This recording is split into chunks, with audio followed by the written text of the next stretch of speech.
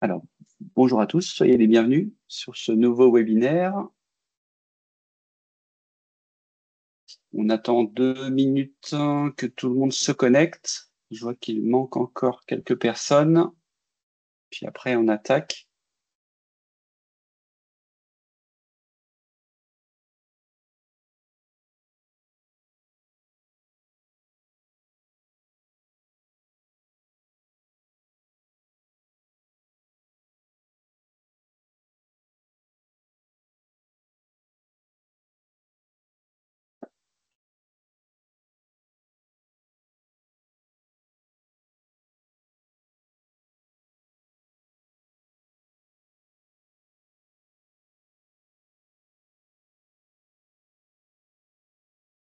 Ça va être bon. OK. C'est bon. OK. Donc, nouveau webinaire aujourd'hui. Donc, comme d'habitude, un ensemble de contenus à vous partager. Et puis après, des séquences de questions-réponses tout au long de la réunion. Donc, je vais avancer petit à petit sur les différentes slides que l'on vous a préparées. Donc, on reste aujourd'hui sur un webinaire orienté interopérabilité et orienté projet Dreambox, toujours associé au parcours en vue du référencement. Quelques rappels de micro et ensuite un rappel également sur le précédent webinaire qui avait été animé, c'était le 3 juin.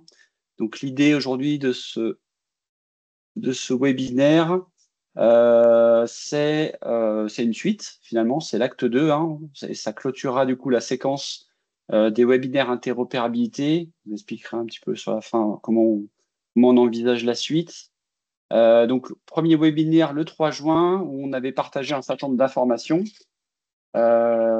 Webinaire d'ailleurs qui est en replay sur le site de l'ANS, avec plusieurs thématiques qui avaient été abordées autour de la notice, notamment, notice qui est disponible sur le site.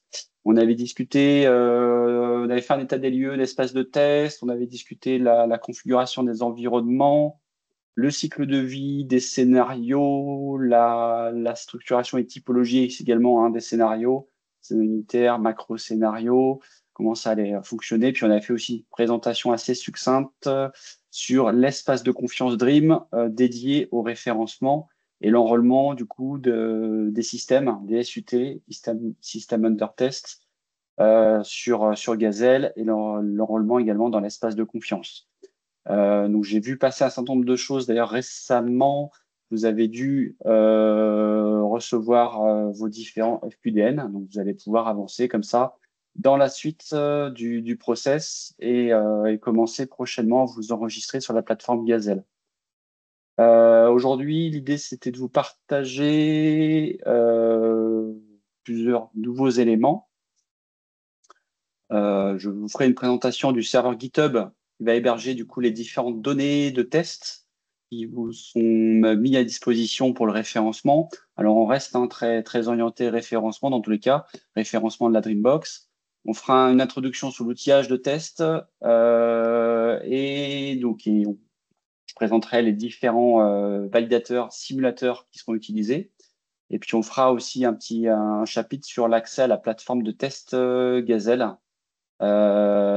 Plateforme de test également qui pourra être utilisée en parallèle de la plateforme de test de référencement. La plateforme de test pour réaliser les tests et la plateforme de test référencement qui sont les mêmes. Mais l'idée, c'est que vous puissiez du coup commencer à manipuler sur cette plateforme de test indépendamment du coup des scénarios Ségur. Je vous expliquerai ça sur la troisième partie de ce webinaire. Si on attaque tout de suite dans le vif du sujet, avec une présentation du serveur GitHub et l'organisation des différents répertoires. Donc, plusieurs choses. J'espère que vous voyez bien mon écran. Oui, je pense que c'est bon. Plusieurs choses sur les jeux de données. Tout d'abord, sur l'ensemble des jeux de données sont dans le même répertoire. mais notamment, il y a un répertoire qui s'appelle référencement Dreambox, où vous allez retrouver dans ce répertoire tous les jeux de données nécessaires au référencement. Ils sont catégorisés.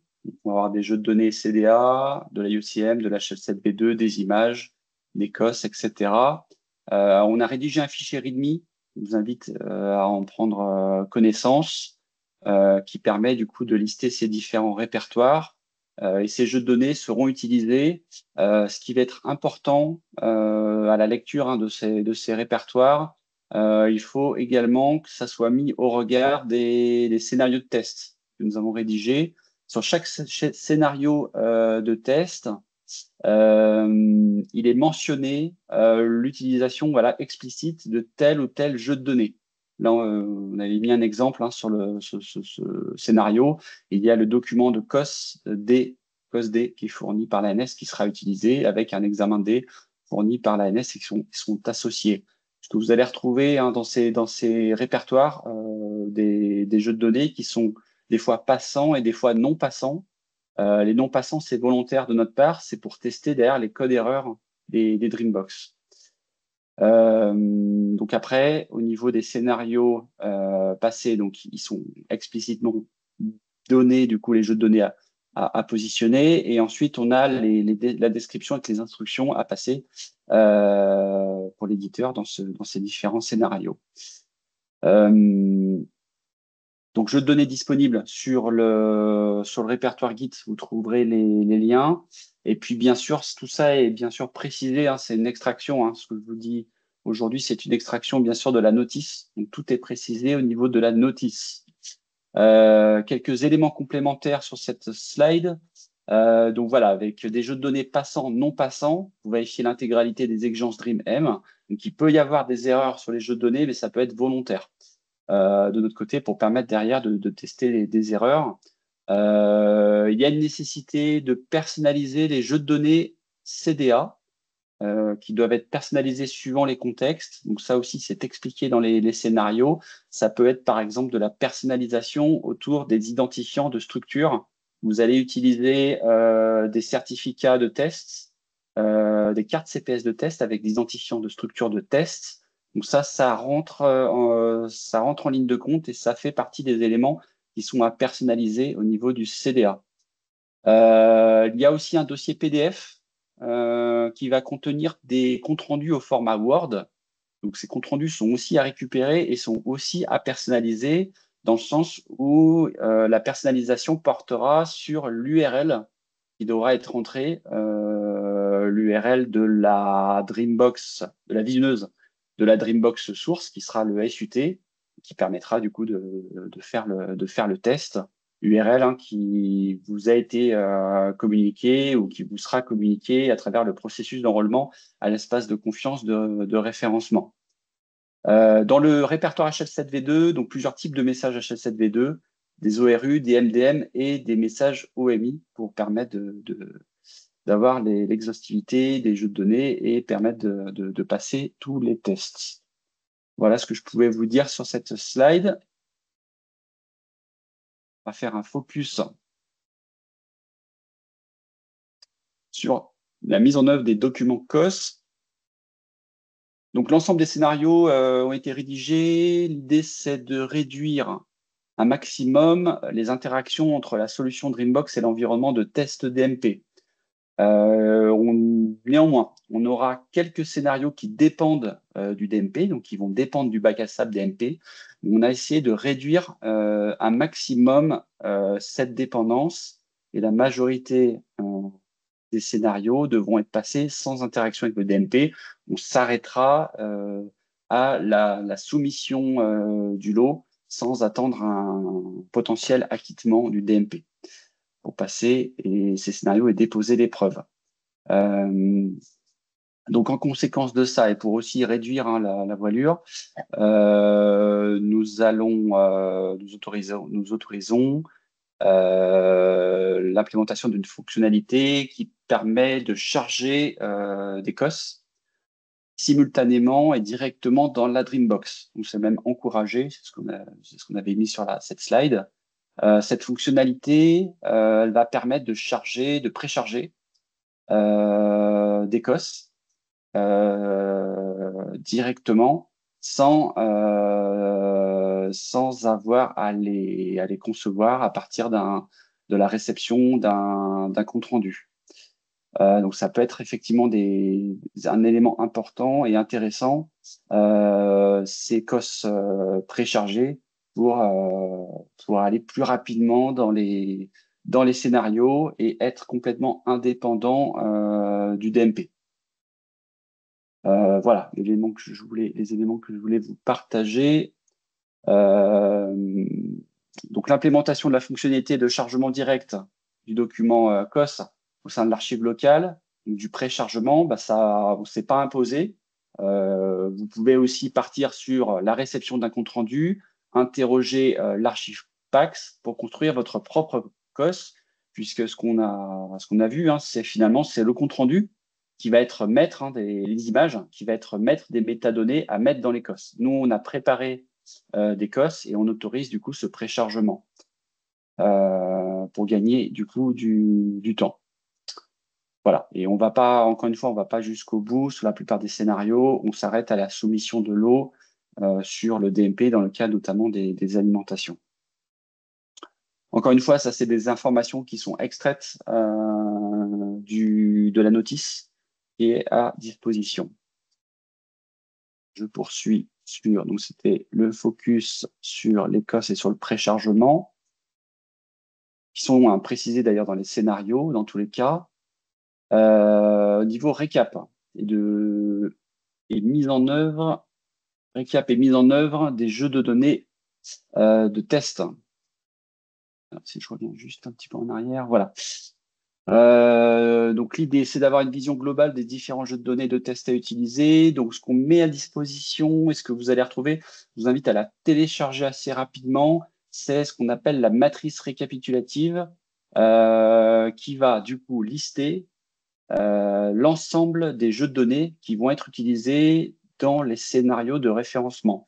Vous avez une identification des jeux de données directement dans le scénario Gazelle et vous avez cette même identification dans la matrice avec des indications assez précises au niveau de cette matrice qui va vous permettre de vous renseigner notamment sur le chargement ou préchargement au sein des différents outils de test des examens d'imagerie qui sont mis à disposition. Donc ça, il y a des colonnes dans cette matrice qui indiquent cela par rapport à la lettre sur les examens.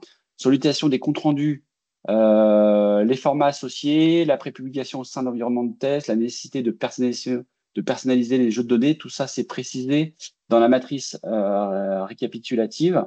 Et sur l'utilisation des documents COS, également, il y a des colonnes où c'est précisé le chargement au sein des SUT, des participants ou publication, prépublication au sein d'environnement de test. Tout ça, bien sûr, c'est précisé dans cette matrice qui est à votre disposition. Sur le site, je précise également que le chargement des jeux de données au sein de l'outil de test donc, est bien explicité en prérequis. Donc, il y a à chaque fois un nouveau rappel en prérequis de chaque scénario de test sur comment doit être chargé ou préchargé les jeux de données. Ça vous permet de déterminer si le jeu de données est bien chargé ou préchargé en amont du passage de la session de test. Donc, on vous invite à chaque passage de session de test de bien vous assurer d'avoir les jeux de données prêts et préchargés dans les environnements. Je continue sur la partie liste blanche. On est toujours sur la partie liste, sur la partie jeu de données. Donc, on vous avait expliqué sur le précédent webinaire le fonctionnement de l'espace de confiance de référencement. Ce qu'on met à disposition toujours à notre guide, c'est 2 listes blanches. Une liste blanche qui est signée, une liste blanche qui est non signée. Ces listes blanches, elles seront mises à jour au fur et à mesure de l'enrôlement des éditeurs à l'espace de confiance de référencement et elles vont être utilisées. Alors, pourquoi 2 listes blanches? C'est pour faire les tests passants et non passants. Donc, version signée, utilisés pour faire l'ensemble des tests. Il y a à chaque fois nécessité d'avoir une liste blanche positionnée au niveau du SUT pour contrôler lors des interactions TLS avec les simulateurs, que le simulateur soit bien présent en liste blanche. Et puis, il y a certains tests aussi qui sont demandés avec la liste blanche non signée qui fera office de liste blanche non passante avec du coup, la nécessité dans ces différents scénarios de faire de la remontée d'alerte, remontée d'erreur, puisque vous trouverez avec cette version non signée une liste blanche du coup qui n'est pas conforme aux exigences. Donc avec ici effectivement des erreurs au niveau des preuves. Si je continue dans le déroulé sur les répertoires annexes au niveau du Git, je vais juste voilà. Sur les répertoires annexes au niveau du guide, donc on a parlé du répertoire référencement. Vous allez retrouver les vrais, je peux dire ça ainsi, les vrais jeux de données utilisés pour le référencement. Encore une fois, c'est l'ANS qui propose là tous les jeux de données pour faire le référencement des Dreambox. Vous n'avez pas à récupérer vos propres jeux de données. Il faut bien utiliser les jeux de données qu'on a mis à disposition. Ça permet comme ça à tout le monde d'utiliser les mêmes jeux. On a mis à disposition d'autres fichiers. On a mis à disposition des échantillons de jeux de données. Les échantillons de jeux de données, on a pensé que ça pouvait être utile, notamment pour faire des tests à blanc des validateurs. Donc, c'est des jeux de données qui ne sont pas les jeux de données liés au référencement, mais c'est des jeux de données qui peuvent être utilisés si vous avez un doute sur le fonctionnement d'un validateur. C'est un jeu de données qui a été testé par nous et qui est valide. Ça vous permet de le récupérer, de tester le validateur, donc faire un test à blanc pour voir si le validateur est bien conforme et fonctionne correctement. On a également dans un autre répertoire des exemples informatifs. C'est des jeux de données purement informatifs qui n'ont pas forcément de lien avec les scénarios, mais qui peuvent être utilisés pour faire des tests et que vous pouvez d'ailleurs tout à fait personnaliser. Et enfin, le dernier répertoire qu'on met à disposition au niveau du guide, c'est les scripts. Donc, deux scripts qui sont mis à disposition.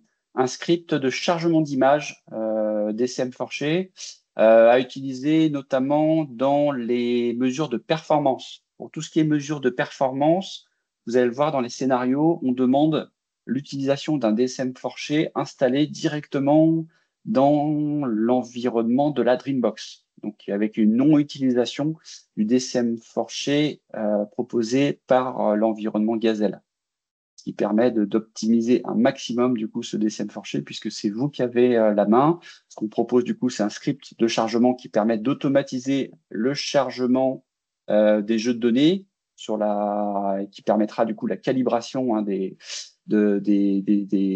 la récupération des jeux de données et répondre du coup aux exigences de performance en temps de test. On propose un autre script également qu'on appelle mesure de performance Dreambox PAX qui permettra de mesurer les performances du système PAX associé à la Dreambox. On a un exemple d'implémentation d'une exigence, la DBSO 102, qui teste des performances de PAX. Vous pouvez tout à fait du coup réutiliser ce script dans la mesure des performances. Voilà ce qu'on pouvait vous partager. Ça, c'est sur la partie Git. Voilà, n'hésitez pas à intervenir en tout cas sur le chat si vous avez des questions ou des compléments à apporter sur ces différentes slides. Sur la suite du webinaire, on va faire un zoom maintenant sur les validateurs et les simulateurs qui sont mis à votre disposition à l'intérieur des différents scénarios à passer. Donc, vous avez principalement dans Gazelle ce qu'on appelle des macro-scénarios. Donc, un macro-scénario va permettre de répondre et de valider un certain nombre d'exigences. Et dans ce macro-scénario, vous avez des pas de test. Vous allez suivre un workflow et dans ces pas de test, on va faire un rebond sur un ensemble de validateurs et de simulateurs. Donc, je vais vous les présenter maintenant avec Un premier validateur qui a été mis à disposition sur la plateforme, c'est le validateur de requête-réponse Wadoo-RS, qui va être en mesure de vérifier la conformité des messages. Au niveau des transactions IHE, c'est la RAD 107. Donc, on va confronter un ensemble de règles rédigées à travers les specs techniques qui sont publiés. On a deux profils de validation autour de ce validateur. On a un profil de validation sur la conformité du message de requête Wadoo, qui va cibler notamment la récupération d'une série d'ICOM.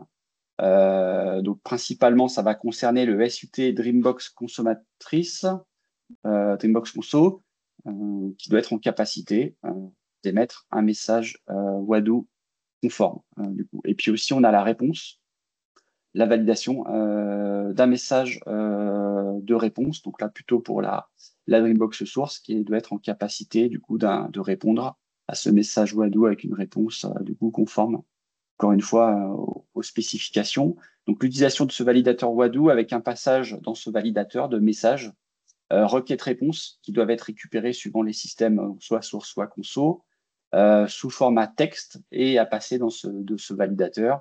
Après, avec une validation et un test de conformité, donc soit un flag vert si tout va bien, ou un flag rouge avec un ensemble de précisions à corriger sur ces messages Wadoo qui pourraient être non conformes. On va valider principalement, c'est sur la réponse, c'est la partie header du message et la conformité du header. Donc voilà pour le validateur Wadoo qui va être utilisé sur un ensemble de scénarios.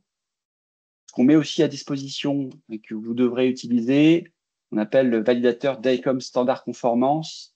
C'est la validation de conformité du KOS. Donc un fichier KOS qui sera également à passer, donc format DCM, dans ce validateur. Donc pareil, un ensemble de scénarios qui sont impliqués avec pas mal de preuves à passer, avec une validation de conformité d'ICOM.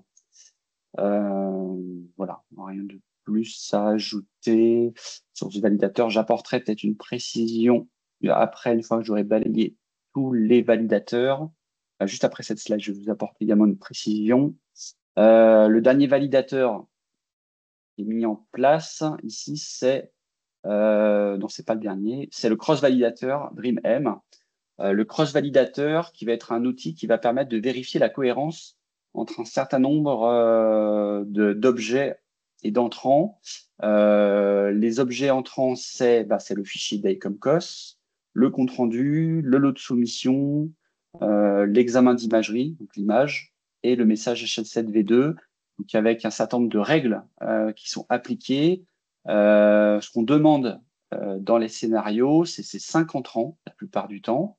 Donc, on suit ici aussi, pareil, un cheminement et vous arriverez à un moment donné à passer ce cross-validateur avec les 5 entrants qui sont demandés et qui sont précisés dans les scénarios pour valider du coup l'ensemble des conformités.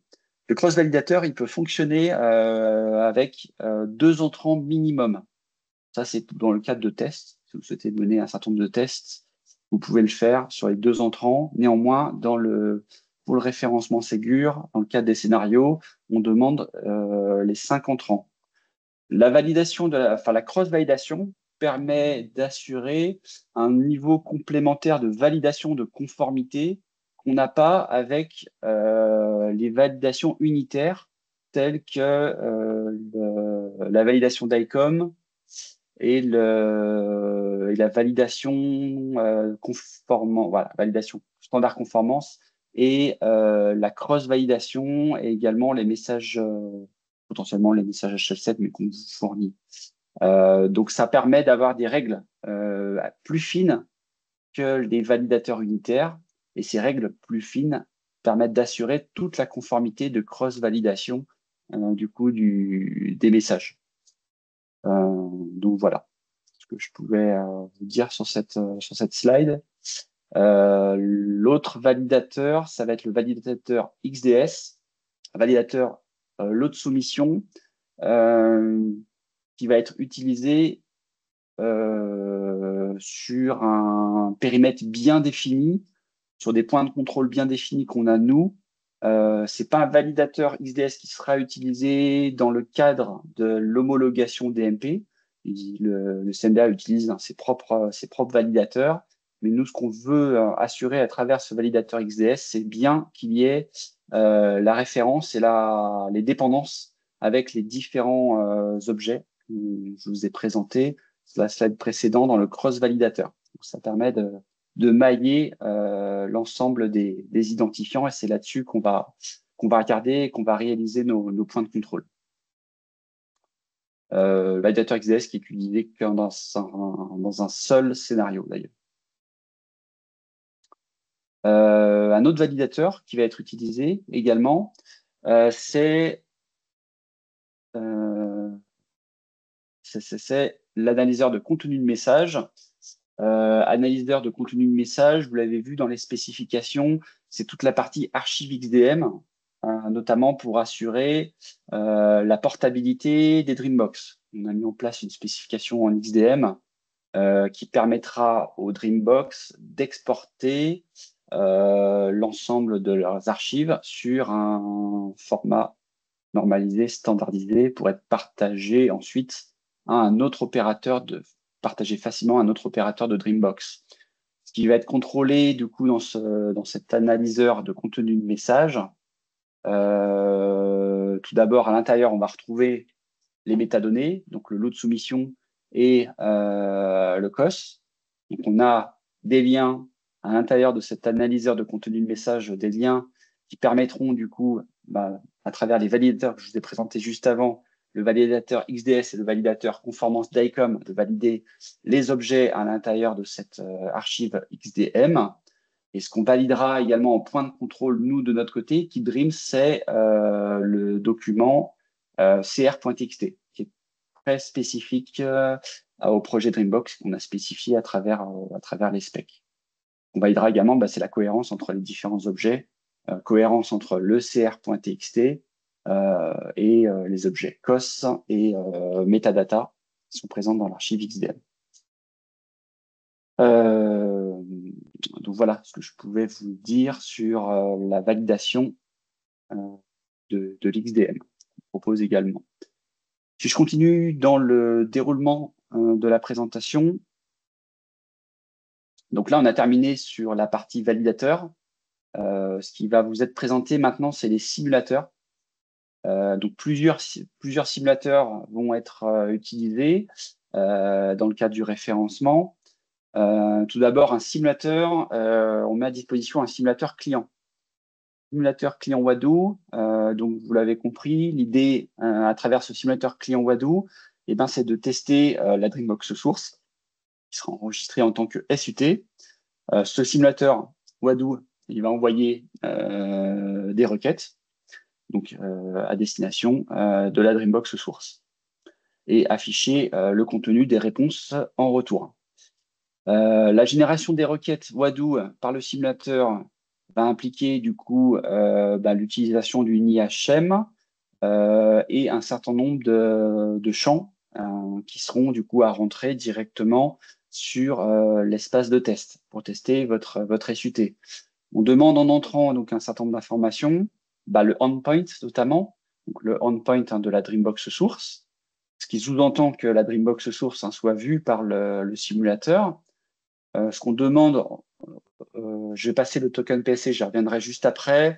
Ce qu'on va demander en entrant, c'est les données qu'on retrouve à travers les requêtes Wadoo, le study instance UID, le série instance, le COS SOP instance UID qui permet du coup de contrôler la propriété du COS, et puis bien sûr les Q-paraméters relatifs au transfert syntaxe, sachant que la plupart du temps, ces Q-paraméters et ces transferts syntaxe sont pré-paramétrés dans l'outil suivant les scénarios passés. Donc normalement, vous avez juste besoin de contrôler que l'ensemble des transferts syntaxe et des Q-paraméters sont bien pré-paramétrés dans l'outil avant de lancer l'outil, de lancer la requête. Un petit point sur l'introspection, sur le token PSC. Quand on va passer dans la vraie vie, au niveau opérationnel, les Dreambox Conso, quand elles vont passer une URL, sur la Dreambox Source, il y aura la nécessité de passer le token PSC. Dans le cas du référencement Ségur pour les Dreambox, cette information n'est pas demandée obligatoirement. Il est possible de récupérer un token PSC à travers l'utilisation d'un outil, notamment de l'outil Postman. Si vous avez un Client ID, sur le bac à SAP Pro Santé Connect, vous pouvez télécharger une configuration que vous pouvez importer dans votre outil Postman et récupérer comme ça un token PSC et pourquoi pas le passer du coup dans le simulateur client pour vérifier que votre SUT Dreambox Source il réalise correctement son introspection sur le bac à SAP Pro Santé Connect. Donc c'est quelque chose qui peut être fait, néanmoins c'est pas quelque chose qui sera contrôlé par les moniteurs, par les vérificateurs. Autre point à préciser sur ce validateur, il n'intègre pas également la gestion de la liste blanche, donc la mise en œuvre du MTLS directement dans Gazelle. Ce qui va être demandé, ce qui va être contrôlé par contre, demandé en preuve, c'est que côté par contre SUT Dreambox Source, vous réalisiez bien un contrôle liste blanche, comme quoi le simulateur client Wadoo RS de l'ANS est présent dans la liste blanche de référencement. Donc ça, c'est quelque chose qui est demandé. Par contre, le contrôle côté simulateur client, il n'a pas de contrôle MTLS et de vérification du SUT Dreambox dans sa propre liste blanche côté ANS, mais pas forcément d'intérêt d'ailleurs à le faire. Plusieurs instances de ce simulateur client également ont été mis en place, puisqu'on va tester également plusieurs contextes à travers ce simulateur, notamment avec l'utilisation de différents certificats. Donc, on va demander l'utilisation de différents certificats. Donc, c'est déployé. Ce simulateur, il est déployé. Il y a plusieurs URL qui seront utilisés et qui seront chiffrés par plusieurs certificats implémentés directement sur la machine Gazelle.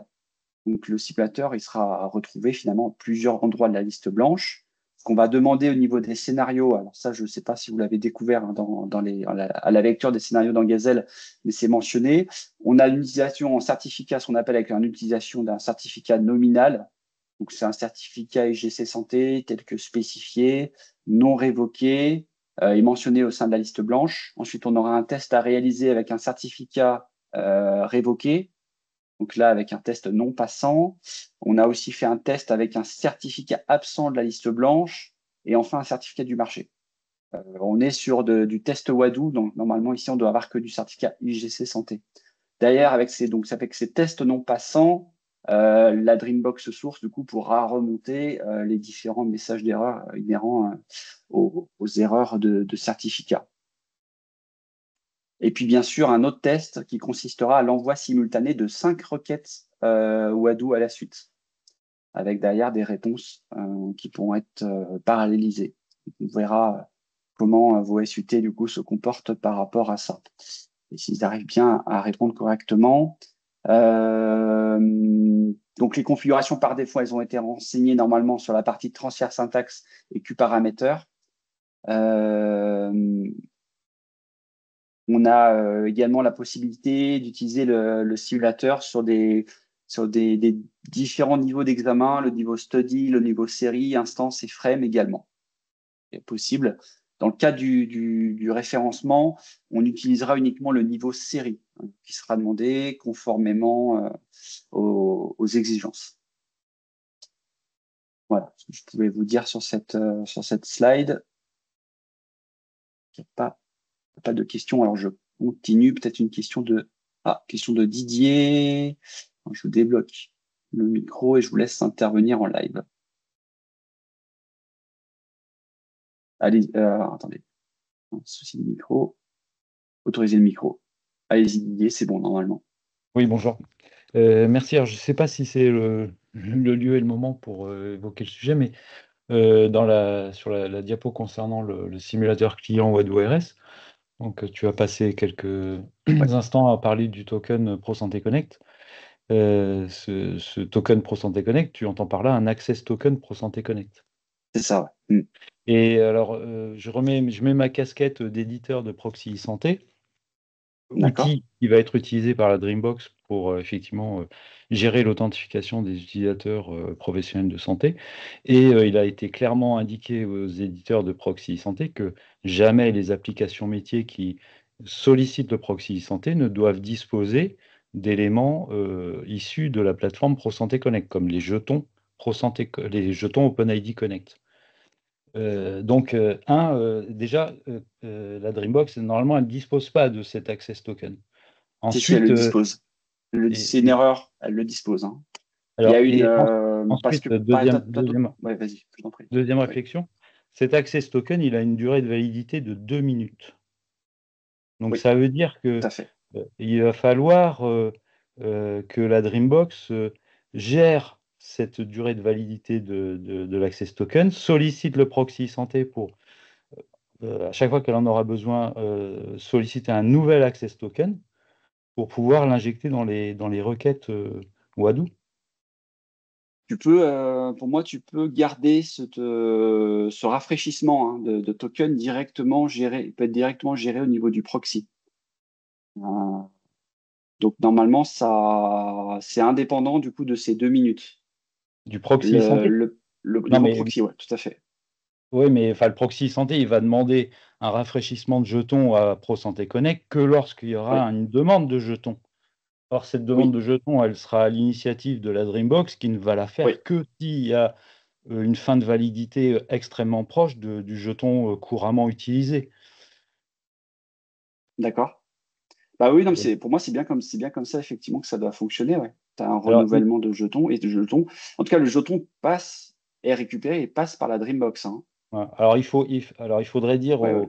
aux spécialistes de l'espace de confiance Pro Santé Connect à la NS, qu'il faut qu'ils arrêtent d'annoncer à tout le monde que cette distribution de jetons OpenID Connect, elle ne sera pas possible vers les Tu as, applications métiers, sauf oui, pour la fonctionnalité messagerie sécurisée de santé, où là, effectivement, il y a une ouais, bah là, il y a, ouais. problématique et un Ouais. besoin absolu de ces access tokens.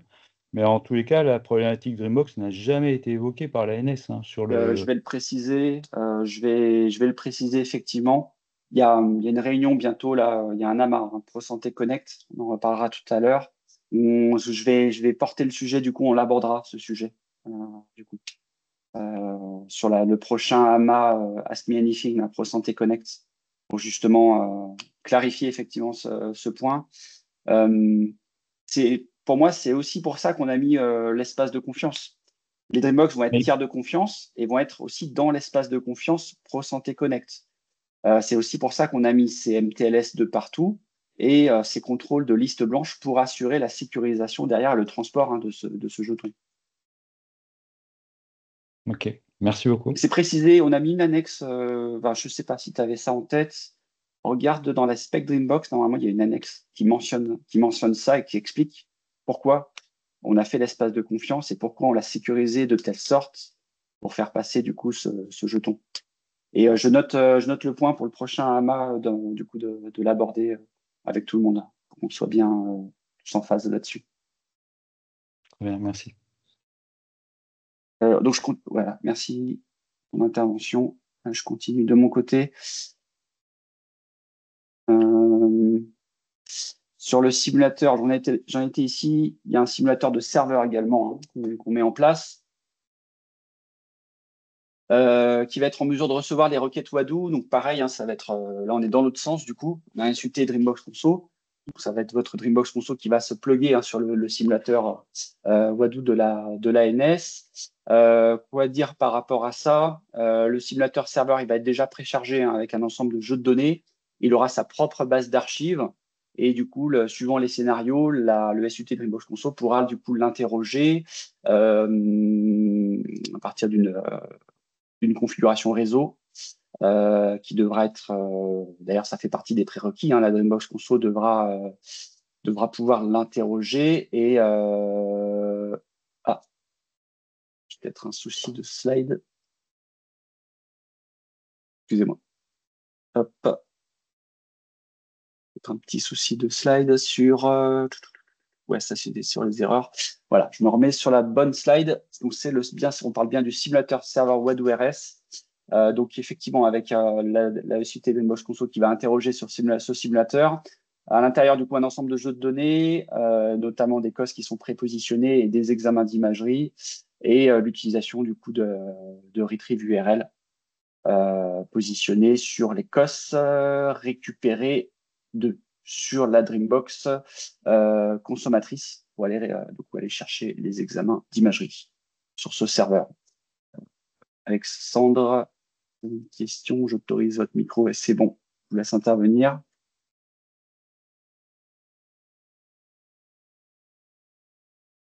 Je vais.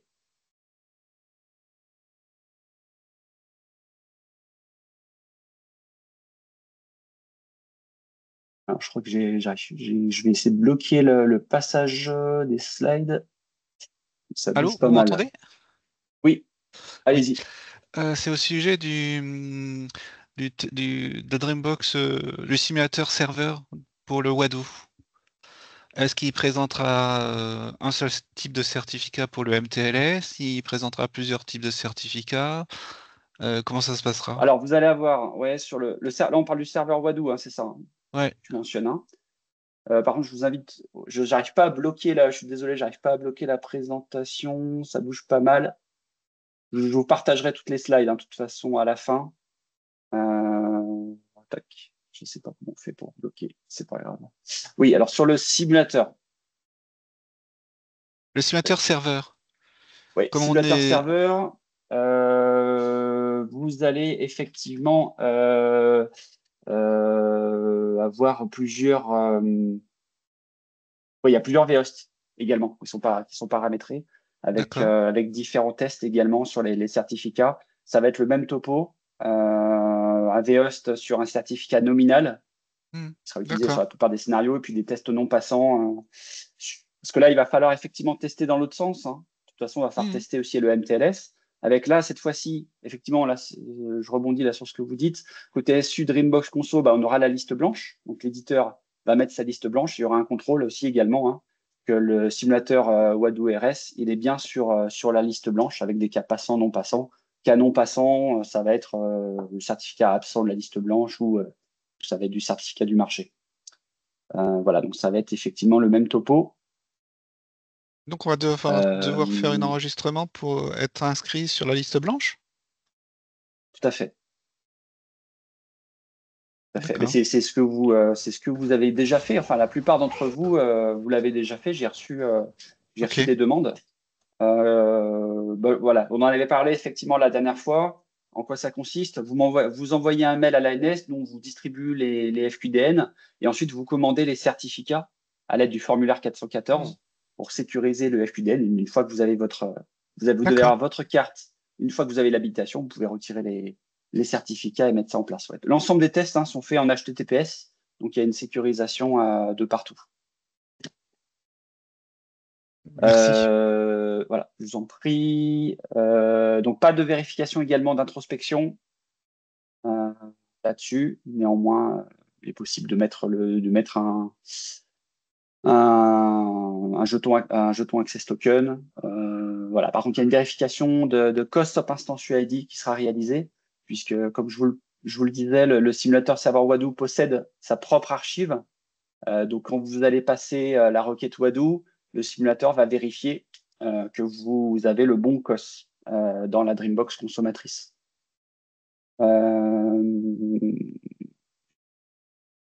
Jeux de données donc, qui seront chargés au sein du simulateur directement, sachant que toutes les images sont chargées déjà dans la bonne transfert syntaxe.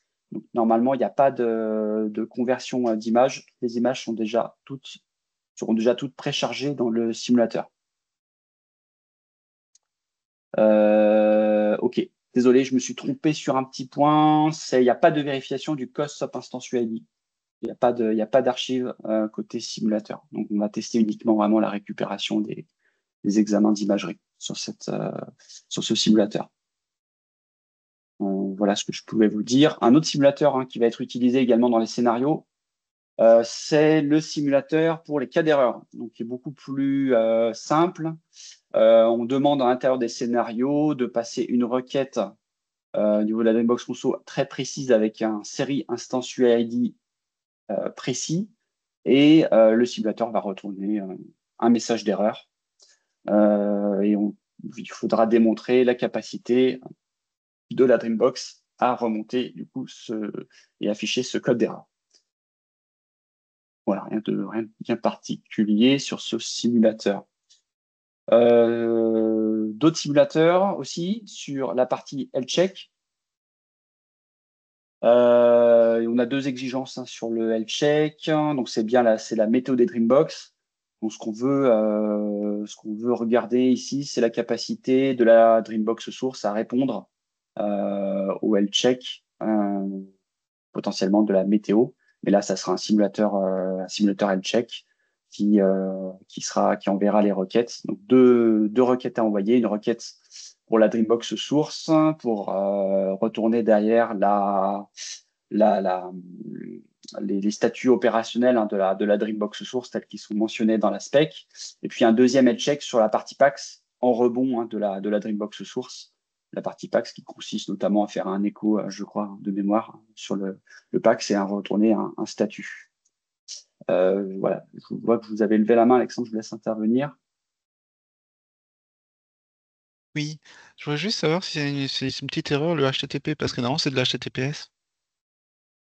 Oui, c'est vrai, c'est une bonne question. Je ne sais plus si on a mis du HTTP ou du HTTPS. Parce que l'implémentation c'est Euh, HTTPS, puisque c'est sur le lien VI. oui, c'est de l'HTTPS. Opérationnellement, ça sera du HTTPS. Oui, c'est HTTPS. D'accord. Avec un certificat du marché, c'est une erreur au niveau de la slide. On va corriger. Ça passe aussi par un VHOST, donc on sera sur un certificat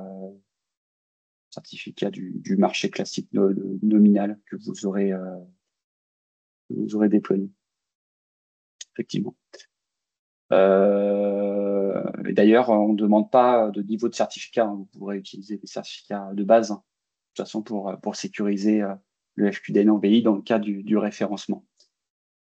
Je continue dans ma présentation avec ici le simulateur de PAX, pareil aussi qui est utilisé. Simulateur de PAX, donc composé d'une archive et préchargé également avec un ensemble d'examens d'imagerie qui sera utilisé et qui sera relié au SUT Dreambox. Relié au Dreambox, à la Dreambox Console ou à la Dreambox source, suivant les scénarios à passer. Avec un ensemble du coup de commandes d'IMSI qui ont été implémentées. Le simulateur de PAX qui est proposé par l'ANS, c'est le simulateur des CM4Share. Mais l'idée, à travers ce simulateur, c'est que tout le monde utilise finalement le même simulateur de Gazelle pour répondre à ces scénarios. Pour mémoire, ces scénarios, c'est pas les scénarios de performance. Vous ne voulez pas utiliser du coup le simulateur de PAX pour les performances, mais c'est plutôt des scénarios liés à la conformité de passage de récupération des examens d'imagerie par le SUT Dreambox, avec plusieurs AE titles qui seront du coup à déclarer sur ce simulateur PAX. Là, je vous renvoie du coup à la notice où il est mentionné les informations du coup à nous communiquer pour qu'on puisse vous enregistrer quand vous serez prêt à commencer à tester. Donc, déclaration des configurations participantes. L'outil simulateur, il dispose d'une IHM. Vous pouvez vous connecter dès à présent pour consulter les jeux de données qui seront déjà préchargés sur ce simulateur. On veillera, nous, équipe Dream, régulièrement à vérifier l'exhaustivité des jeux de données que le simulateur PAX contient. Néanmoins, et ça c'est un élément d'attention, avant de passer le scénario, on vous invitera, et on a expliqué ça, comment faire sur les notices, à vérifier que vous avez bien l'exhaustivité des jeux de données préchargés dans ce simulateur PAX pour pouvoir l'utiliser à travers vos scénarios. Pour la partie conso, pareil, il y a aussi un point d'intention. Là, on n'a qu'un seul PAX conso qui est à disposition des éditeurs. Donc, ce qu'on demande à chaque éditeur, c'est de vérifier que le PAX Conso ANS soit bien vidé avant de passer un scénario. Sachant qu'on va en termes de preuves, on ne va pas jusqu'au bout en termes de preuves. Si vous regardez bien, on ne vérifie pas que l'examen d'imagerie a été exporté sur le simulateur PAX Conso. Nous, ce qu'on veut s'assurer, c'est uniquement que les commandes, que les requêtes soient bien passées depuis la Dreambox Conso. Et voilà, ça fait partie des points d'attention du coup à bien regarder en amont du passage des scénarios. Voilà ce que je pouvais vous dire sur cette slide. Si je continue sur sur une autre slide, c'est l'utilisation du client HL7V2. Utilisation du client HL7V2 qui est le même utilisé pour les autres couloirs Ségur. Je pense notamment à la PFI, qui utilise également ce même client. On a préchargé un ensemble de jeux de données donc ce simulateur pourra être utilisé pour simuler du coup l'envoi de messages HL7 dans votre Dreambox pour permettre derrière la construction du KOS avec des cas, encore une fois, passants et non passants. Néanmoins, on n'obligera pas les éditeurs à utiliser ce simulateur, notamment en cas de non-support du protocole MLLP, parce que le simulateur utilise uniquement ce protocole. Il pourra être remplacé par un outil annexe de votre choix si vous souhaitez passer par votre propre simulateur.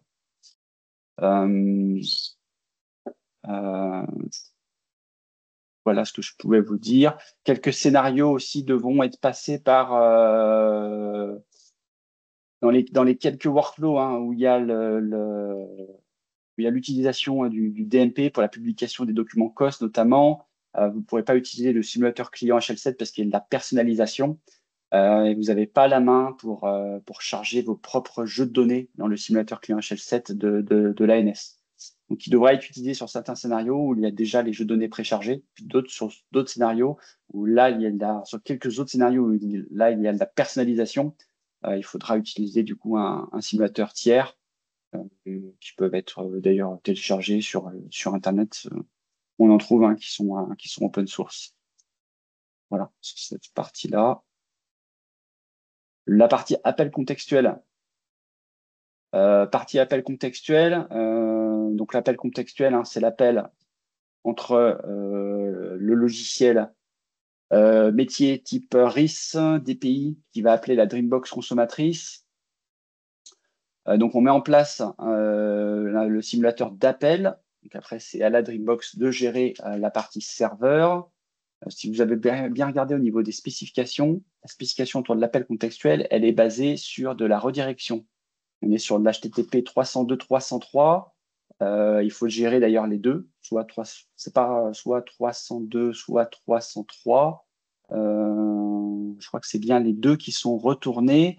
Donc, c'est de la redirect. Donc, on passe à travers cet appel contextuel, on rentre un certain nombre d'informations, le endpoint de la Dreambox Conso, les traits INS, le consentement du patient, la situation du professionnel de santé de test. Et derrière, le SUT Dreambox Conso va retourner du coup l'URL et vous devrez ensuite prendre cette URL et la copier dans un navigateur pour accéder à la Dreambox Conso et permettre de valider que l'ensemble du workflow fonctionne et qu'on arrive à ouvrir la Dreambox consommatrice. Petite précision, c'est 302 ou 303 qui seront testés au niveau de la Dreambox Conso. Il y a aussi des exigences côté RIS et DPI. Côté RIS et DPI, ils doivent mettre en œuvre le 302 et le 303. Ils ont deux tests à faire quand ils sont clients. Néanmoins, côté serveur, vous pouvez implémenter soit le 302, soit le 303. Voilà, sur la partie simulateur appel contextuel. Et j'en ai terminé avec du coup cette présentation de simulateur et de validateur. Je ne sais pas s'il y a des questions. Il y a une question en ligne. Donc, semaine dernière, vous nous avez dit l'utilisation de certificats SSL Serve et IGC Santé pour le Wadoo MTLS devrait être porté par notre SIRET en tant qu'OU. Si. Au niveau donc la question, elle est liée avec les habilitations. Donc, effectivement, vous, éditeurs, il faut bien que vous commandiez vos propres cartes vos propres cartes, de toute façon, carte CPX, à votre nom, donc pour derrière faire les habilitations et récupérer les certificats avec votre numéro de SIRET à l'intérieur. Pareil, je vous invite à aller voir la notice. Normalement, ça, c'est précisé sur la notice. Demande en cours sur démarche simplifiée. Alors, j'avais un doute s'il fallait passer sur démarche simplifiée ou directement par email. Je crois qu'on a précisé l'email, mais je pourrais me renseigner effectivement sur les F414, je crois qu'ils sont dématérialisés maintenant, effectivement, sur démarche simplifiée. Vous pouvez passer sur démarche simplifiée et ensuite envoyer l'email pour l'habilitation. Moi, ce que j'ai fait récemment, j'ai distribué tous les FQDN. Donc, effectivement, c'est la bonne étape. En tout cas, là, vous êtes sur la bonne étape. C'est bien la prochaine étape. C'est bien réaliser la sécurisation des FQDN sur les F414 sur environnement de test. Il faut bien que ça soit une carte de test qui est demandée à travers le F414. C'est une carte CPS de test qui doit être utilisée derrière pour faire les habilitations de certificats. Donc, j'ai vu avec les personnes qui gèrent au niveau de l'ANS, donc on appelle le service relations clients, ils sont bien au courant de vos demandes de cartes et de vos demandes d'habilitation sur les FQDN distribués. On a mis en place un process. Ils vont recevoir vos demandes et eux, ensuite, ils vont contrôler dans un registre interne au niveau de l'ANS, valider que vous êtes le bon éditeur et que vous demandez bien un certificat sur le FQDN qu'on vous a distribué. Donc, il y a un process de vérification. Et ensuite, vous recevez un mail, vous êtes habilité et vous pouvez aller ensuite télécharger le certificat sur la plateforme de distribution des certificats de l'ANS, PFCNG. Voilà ce que je pouvais vous dire sur les certificats. Je vous laisserai intervenir, Alexandre. Allez-y. Oui, Vous juste avez une d'autres questions? petite interrogation. Vu ce que vous avez décrit avec le simulateur client et l'appel contextuel, on fait le poste, jusque-là, pas de problème. Oui. La conso fait un redirect, toujours pas de problème. Mais ce redirect, si on le fait copier-colle dans un navigateur, il se passera rien. Parce que la session est pas la même. On est sur du web, de toute façon. Là, si pour moi c'est bon, je pense.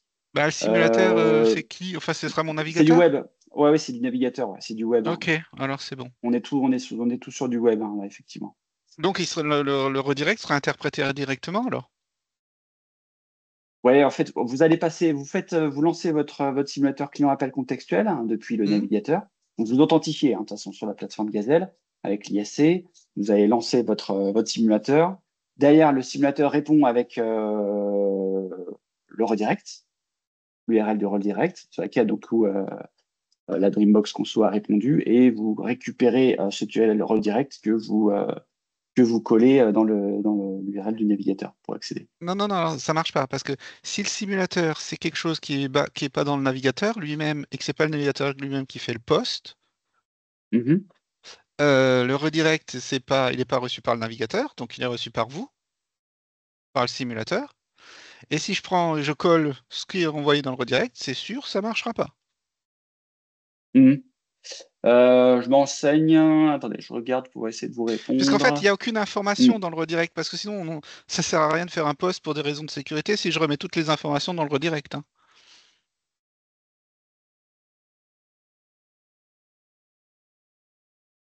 Je sais pas, là, je vais m'enseigner sur cette question. On l'a testé de toute façon. Nous, on l'avait testé de notre côté, ça fonctionnait. J'utilise peut-être pas les bons termes pour vous répondre. D'accord. Je prends note de cette Il y a question. peut-être une incompréhension entre nous, c'est Ouais, il y a possible. peut-être ouais, c'est possible. Je voudrais bien clarifier la chose. Euh, Parce que pour moi, ça passe tout en fonte. Donc, je pense qu'il n'y a pas de souci. Mais Alors, si je vais tout vous passe en front, reconfirmer il n'y a ça. pas de souci, mais ça veut dire que le front, il va interpréter. Enfin, quelqu'un va interpréter. Enfin, oui, donc c'est possible. Si le Euh, simulateur, il tourne dans le navigateur, c'est bon. ouais, je vous reconfirme ça quand je vous enverrai les slides. Donc, je vous reconfirme ça. On va refaire Merci beaucoup. un pass sur un test là.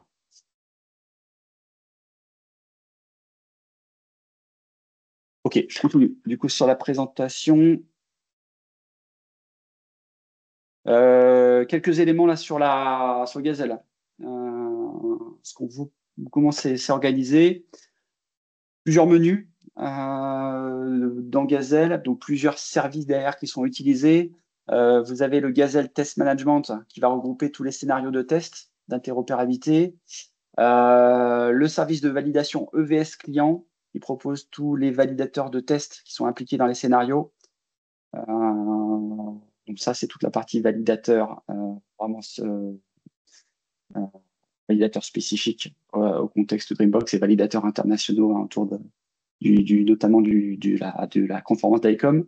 Le GWT, c'est le service permettant l'accès au simulateur client en HTTP et appel contextuel. Et enfin, le simulateur HL7V2 qui est un peu déporté, avec donc du coup son utilisation également avec les jeux de données préchargés sur ces éléments. Voilà ce que je pouvais vous dire. Si je passe ensuite à l'autre slide sur la partie bac à sable. Et je vous invite à aller voir ici la notice pour la partie bac à sable. Donc, comme je vous le disais en introduction de ce webinaire, on va voir, vous avez à disposition dès maintenant d'ailleurs deux environnements finalement Gazelle. Vous avez l'environnement de référencement où vos systèmes sont enregistrés, où les sessions de test sont bloquées, ils sont identifiés pour vous permettre de déposer les preuves en vue du référencement. Et vous avez une autre plateforme, c'est l'espace de test bac à sable, Gazelle, où vous allez retrouver, donc là, il n'y a pas de session de test, mais vous allez retrouver tous les scénarios et également les validateurs et simulateurs. Hormis la seule différence, c'est sur la partie certificat, où on a mis en place uniquement des certificats basiques du marché sur cette plateforme de test. Mais vous allez retrouver du coup tous les validateurs, ce qui vous permet, moi je vous invite du coup fortement à utiliser du coup cet espace de test bac à sable pour vous entraîner sur les validateurs et les passer avec les jeux de données que je vous ai montrés sur le Git. C'est exactement les mêmes validateurs entre la plateforme de référencement et la plateforme espace de test. Ils sont sur le même versionning. Donc, ça vous permet comme ça de faire l'ensemble de vos tests avant de déposer les preuves finales, qui, je le rappelle, on attendra du coup la complétude du chapitre pour ensuite attaquer le monitorage de tous les tests. Donc, ça peut prendre un certain temps. Donc, voilà, je vous invite à bien vous organiser en tout cas et à bien utiliser cet espace de test bac à sable.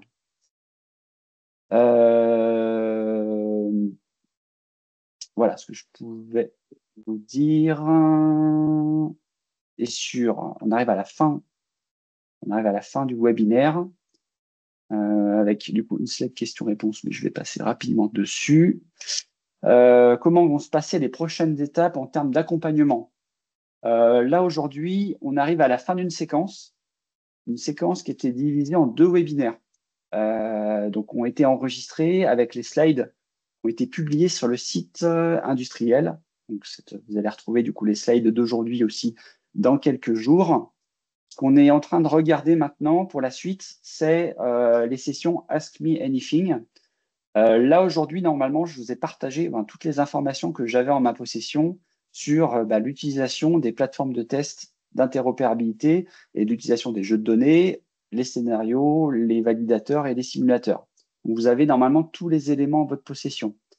Ce qu'on va faire maintenant, on va s'organiser un petit peu autrement. On va proposer du coup ces sessions Ask Me Anything. En quoi ça va consister?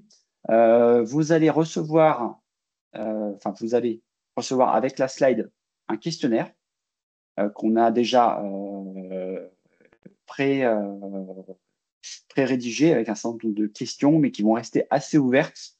Et là, on va attaquer du coup un premier Ask Me Anything qui est fixé au 11 juillet.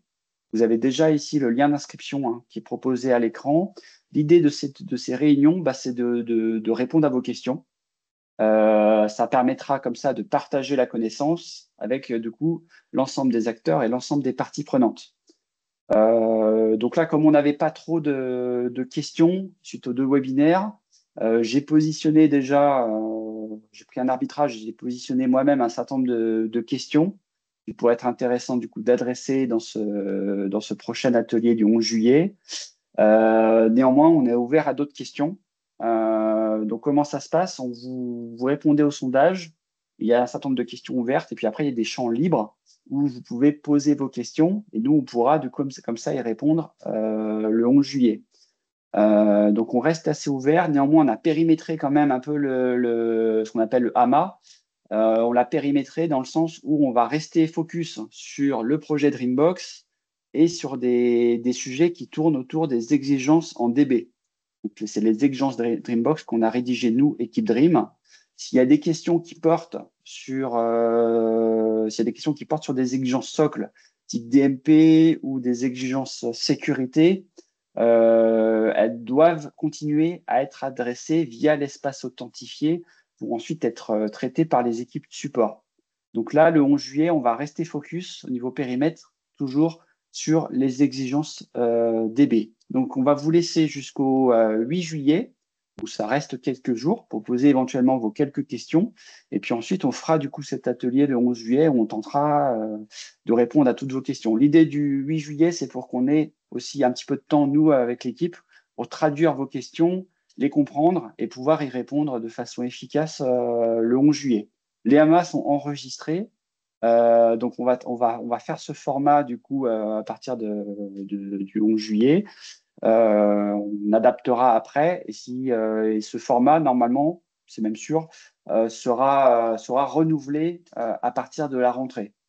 Donc, il y aura d'autres AMA qui seront planifiés. Je n'ai pas encore les dates, on n'a pas encore travaillé sur les prochaines dates, mais ça sera sur cette même organisation avec un questionnaire qui est envoyé quelques jours avant l'AMA aux éditeurs pour répondre à leurs questions, où il y a où mettre en œuvre, identifier certains sujets qu'ils souhaitent voir abordés. On fait l'AMA et ensuite il y a une restitution de l'AMA qui est envoyée.